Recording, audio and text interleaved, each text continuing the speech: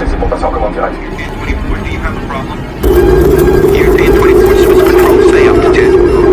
Halo geng, kali ini saya akan menceritakan film yang berjudul Black Box, rilis tahun 2021. Film yang bercerita tentang seseorang yang bertugas untuk menganalisis kecelakaan pesawat dengan black box. Namun dia menemukan kejanggalan-kejanggalan yang terjadi dari kecelakaan pesawat yang sedang dia selidiki. Dan kasus itu pun ditutup-tutupi oleh pihak berwenang. Bagaimana kisahnya? Tanpa banyak cincong, langsung saja ke alur ceritanya. Let's go! Tut tut tut turut. Tut turut turut turut turut tut tut turut. Film dimulai di sebuah pesawat Eropa Airlines, yaitu Adrian 800 yang akan terbang dari Dubai menuju Paris. Saat di udara, pesawat itu berkomunikasi dengan pusat kontrol, meminta menaiki ketinggian karena mereka akan melewati awan cumulonimbus. Namun, pusat kontrol tidak mengizinkan dan tetap pada ketinggian sekarang. Pramugari pun memberikan info ke penumpang untuk duduk di tempat dan memakai seatbelt karena akan terjadi turbulence. Namun, ada salah satu orang yang berdiri pergi menuju kokpit. Dan setelah itu, terdengar pesawatnya mengalami kegagalan sistem dan pesawatnya terjun bebas dari ketinggian dan jatuh.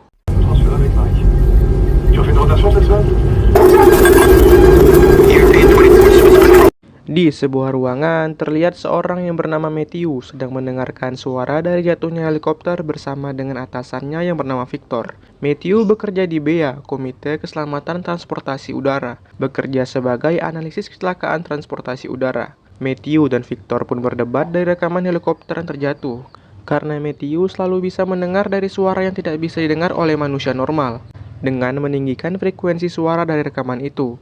Sampai-sampai Victor tidak mengajak Matthew dalam kasus pesawat Adrian yang terjatuh yang diserahkan kepadanya untuk diselidiki. Je pense qu'il faudrait faire un vol d'essai.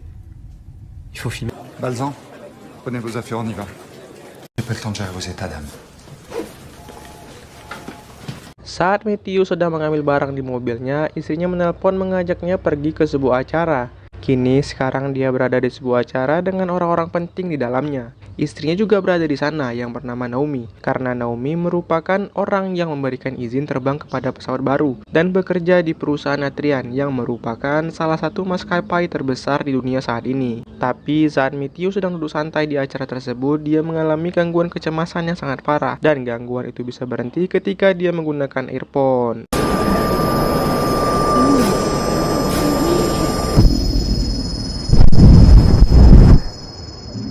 Di sana juga Matthew berjumpa dengan temannya yang bernama Xavier, direktur dari Pegasus, perusahaan yang bergerak di bidang security penerbangan. Matthew pulang bersama dengan istrinya. Saat sedang di jalan, mereka berbicara tentang jatuhnya pesawat Adrian 800 di pegunungan Alpen. Matthew juga mendengarkan radio yang mengatakan ahli BEA sudah dikirim ke sana untuk mencari black box atau kotak hitam. Tapi Matthew masih kesal karena dia tidak diajak dalam penyelidikan, sehingga Naomi pun harus menenangkannya.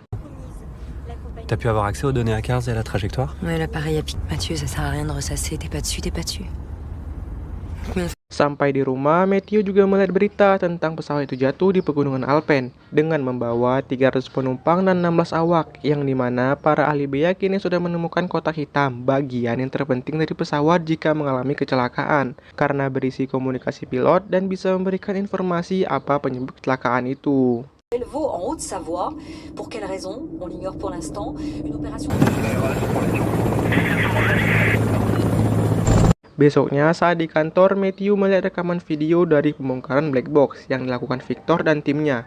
Itu merupakan prosedur yang dilakukan untuk dokumentasi, memastikan agar isi dari black box masih asli. Pembongkaran black box dilakukan untuk mengambil rekaman percakapan pilot selama di pesawat. Sekedar info, warna black box sebenarnya berwarna orange. Hal itu dimaksudkan untuk memudahkan pencarian ketika terjadi kecelakaan pesawat. Setelah dibongkar, isi dari black box diinstal. Dan setelah itu, ahli BEA bisa mendengarkan percakapan dari pilot, dan dari situ bisa ketahuan apa penyebab dari kecelakaan itu.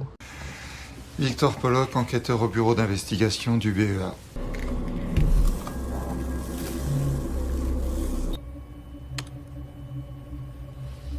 C'est bon.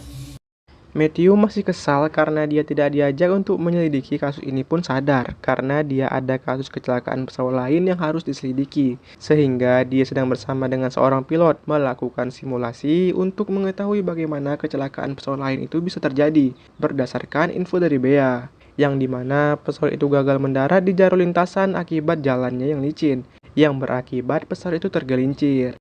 Vous allez poser l'avion à 800 mètres avec l'autobrake low et vous sortez les reverse carbon top. Ok.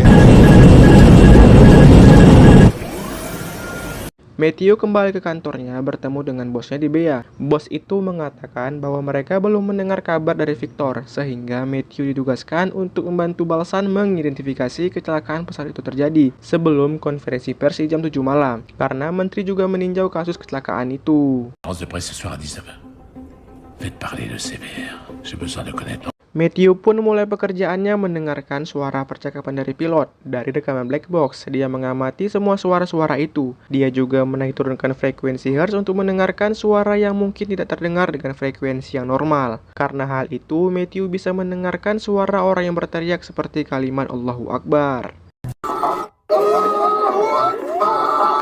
Matthew dan Balsan kerja keras mendengar rekaman itu agar bisa menentukan apa yang sebenarnya terjadi pada kecelakaan itu. Pada saat konferensi pers, bos dari Matthew mengatakan berdasarkan dari rekaman black box bahwa ada orang yang memasuki kokpit untuk melakukan penyerangan. Ditambah penjelasan dari Matthew yang mengatakan bahwa pintu pilot masih terbuka saat pramugari memberikan makanan. Dan dia juga mendengar suara langkah kaki menuju kokpit saat akan terjadi turbulence. Dari analisis yang dilakukan, mereka menganggap ini merupakan serangan teroris. Entendons des pas précipités en direction du cockpit. C'est pas à diffère très clair. Il s'agit donc d'un attentat terroriste? Selon Karena konferensi pers semalam, berita juga memberitakan pada kecelakaan pesawat Atrian ada seorang aktivis dari Mesir yang ikut dalam penerbangan itu yang bernama Moqtada Swalazi. Moqtada dituduh sebagai penyebab kecelakaan pesawat itu dari analisis pertama yang dilakukan oleh Matthew, dikaitkan dengan gangguan penumpang di kokpit, dan itu belum terbukti benar, karena itu hanya hipotesa sementara. Karena mendengar rekaman black box saja tidak merasa cukup, membuat Matthew mendatangi salah satu rumah anggota keluarga dari korban. Saat di jalan juga, berita masih heboh dengan aktivis muslim yang diizinkan terbang. Padahal analisis pertama hanya sementara dan belum terbukti kebenarannya.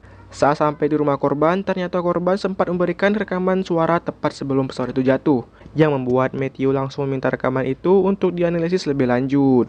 Il s'agirait de Moqtada Swalazi, un Égyptien de 26 ans. Hier soir déjà. Dari rekaman telepon itu, Matthew menemukan suatu kejanggalan bahwa dia mendengar suara peringatan darurat dari kokpit. Tetapi bagaimana bisa suara itu tidak ada di rekaman black box? Namun, bosnya tidak bisa mendengar peringatan itu dan tetap meminta transkrip dari analisisnya. vous voulez dire que vous l'entendez pas? Vu l'état du CV. Setelah itu, Matthew datang ke kantor Atrian melihat waktu tes untuk melakukan pengevakuasian seluruh penumpang. Di sana juga Matthew masih mendengarkan rekaman dari black box. Saat berada di sana, dia mendapatkan telepon dari Samir dan mengatakan kalau dia menemukan foto dari salah satu penumpang sebelum pesawat jatuh yang diupload di Facebook, dan Matthew segera meninggalkan acara itu sebelum acaranya selesai. Merci. Matthew kini berada di hanggar, di tempat bangkai pesawat itu disimpan untuk dianalisis kembali.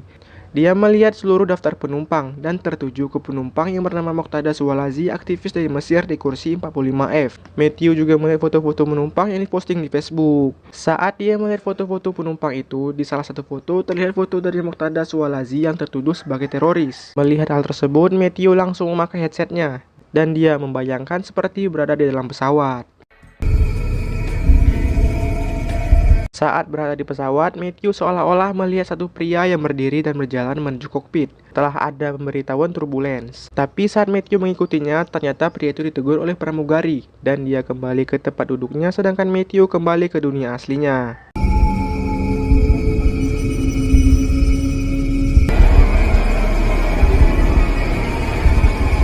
Melihat transkrip hasil dari analisis Matthew, bosnya tidak mempercayai hasil itu dan omongan dari Matthew bahwa ini bukan kecelakaan pesawat akibat dari serangan teroris. Matthew juga meragukan tentang kecelakaan ini karena adanya ketidakkonsistenan yang ada dalam black box, dan dia pun sedikit stres akibat kasus ini karena bosnya mau kasus ini cepat selesai dan bisa mengkambing hitamkan serangan teroris sebagai pelaku utamanya. Disparition a été signalée, une enquête de police a été ouverte. Matthew terus mendengarkan hasil rekaman itu dari pagi ke pagi sampai teman kantornya juga membicarakan tentang dirinya karena mendengarkan suara hantu. Setelah itu dia pergi menuju ke ruangan Victor karena Victor tidak ada kabar setelah membongkar black box. Karena Matthew juga sudah mulai curiga dengan kecelakaan ini. Di ruangan Victor dia menemukan sebuah kata sandi dan sebuah alamat. Matthew pun pergi menuju ke alamat itu. Ternyata alamat itu adalah alamat rumah Victor sendiri yang seperti sudah tidak berpenghuni. Dia pun memanjat pagar dan memecahkan kaca rumah itu agar dia bisa masuk dalam. Di dalam dia hanya melihat foto-foto di dinding dan dia menemukan ruangan rahasia. Di dalam ruangan rahasia itu terdapat alat untuk mendengar rekaman suara. Dia juga melihat black box yang sudah terbongkar serta tablet dari Victor yang sudah tidak ada file di dalamnya.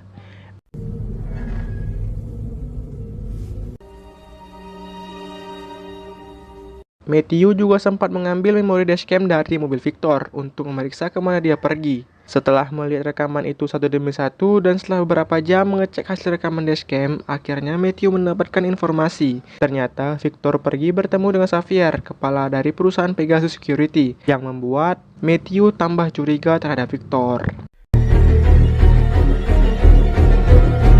Matthew pun menjumpai kembali pilot yang bersamanya saat simulasi. Pilot itu menjelaskan pesawat itu terlalu dini untuk dipasarkan dan juga terlalu dipaksakan agar bisa mengejar rival-rivalnya.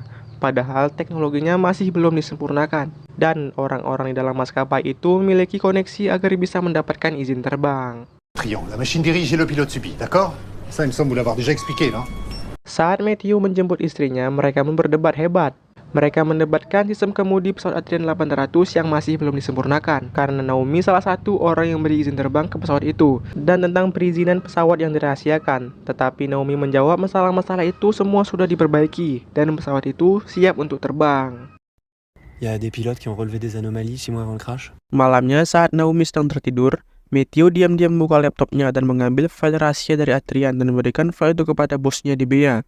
Karena file itu berisi tentang teknologi kemudi yang sangat cepat untuk diproduksi. Akibat hal tersebut, Naomi pun dipecat dari pekerjaannya, dan mereka pun bertengkar hebat. On a choisi un pauvre type qui a le bon profil, on a rempli son ordi de vidéo, ça l'affiche, c'est ça. Et tu l'as fait pour toi. T'es prêt à marcher dessus pour prouver tes délires. Di kantornya Matthew, mereka melakukan uji coba tentang opini dari Matthew berdasarkan file tes Adrian yang mengatakan bahwa kemudi itu mengalami kegagalan sistem karena terlalu cepat diproduksi. Namun saat ujian itu dilakukan, semuanya berjalan normal dan tidak ada masalah sedikit pun. Kemudi pesawat itu bisa otomatis naik dan turun ke posisi yang stabil. Dengan hasil itu menambah kestresan yang dirasakan. Dia pun kembali mendengar rekaman dari black box sampai dia emosi dan melemparkan monitornya. Kini dia sekarang berada di rumah kakaknya dan menemani keponakannya bermain drone di taman. Namun drone keponakannya bergerak sendiri karena bisa diretas dan dikenalin oleh orang lain yang ada di taman. Dan di saat itulah dia menyadari sesuatu. Halo? Dia berjumpa dengan seorang wartawan wanita dan mengatakan Xavier telah mengabaikan kecacatan dalam Adrian 800 karena tidak bisa menunda pemasaran pesawat itu. Dan wanita itu mengatakan tentang seorang yang bernama David Keller yang pernah melakukan percobaan hacking kepada pesawat dan pernah bekerja di Pegasus selama 3 bulan sebelum dia dipecat. Serta dia juga ada di dalam pesawat yang jatuh itu. Yang terjadi saat di pesawat ketika pria yang mendekati kokpit kembali ke kursinya, terlihat pria yang bernama David sedang bekerja dengan laptopnya. Dia mengambil sebuah alat di bawah kursinya untuk menyambungkan ke laptopnya, sehingga membuat gangguan komunikasi pada headset pilot. Matthew juga menjumpai Naomi untuk minta maaf karena dia telah mencuri file rahasia dari laptopnya, yang membuat Naomi dipecat. Matthew juga menjelaskan tentang ada peretas yang ada di dalam pesawat dan merusak sistemnya, namun Naomi marah dan tidak mau melihat Matthew lagi.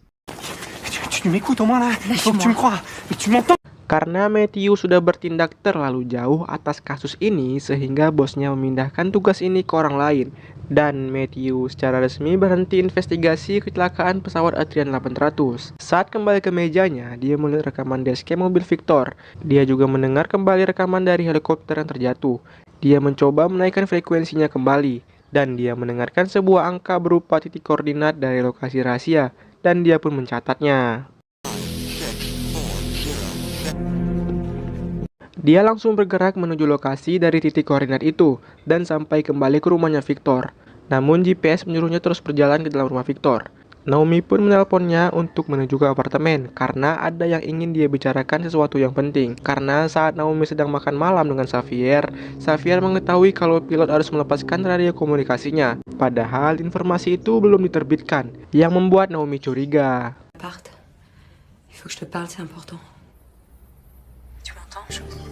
Qu'est-ce qu'il aurait bien pu entendre? C'était inaudible. Le pilote avait enlevé la... Karena di depan Matthew sudah tidak ada lagi jalan, melainkan sebuah danau, dia pun pergi dengan menggunakan sampan yang ada di sana.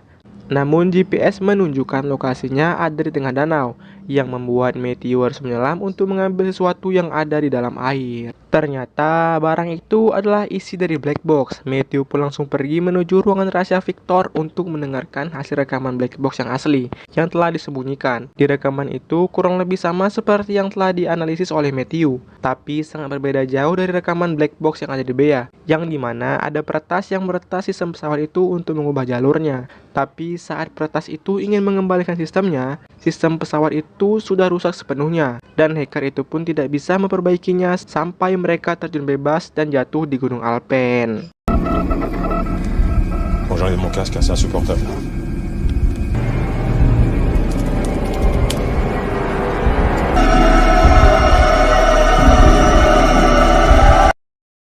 Di rekaman lain, dia melihat video Victor mengatakan bahwa dia telah mengutak-atik isi dari black box akibat suruhan dari Xavier, kepala perusahaan Pegasus Security. Dia juga membayar Victor untuk melakukan itu. Dia juga mengancam Victor kalau dia akan menjatuhkannya dari posisinya. Dan dia mempercayai kemampuan Matthew untuk membongkar kebusukan Xavier. Saat Matthew akan keluar dari rumah itu, ada orang yang telah sampai ke sana. Namun dia berhasil melarikan diri. Namun dia tetap dikejar oleh orang-orang itu. Namun tiba-tiba mobilnya tidak bisa dikendalikan dan dia mengalami kecelakaan.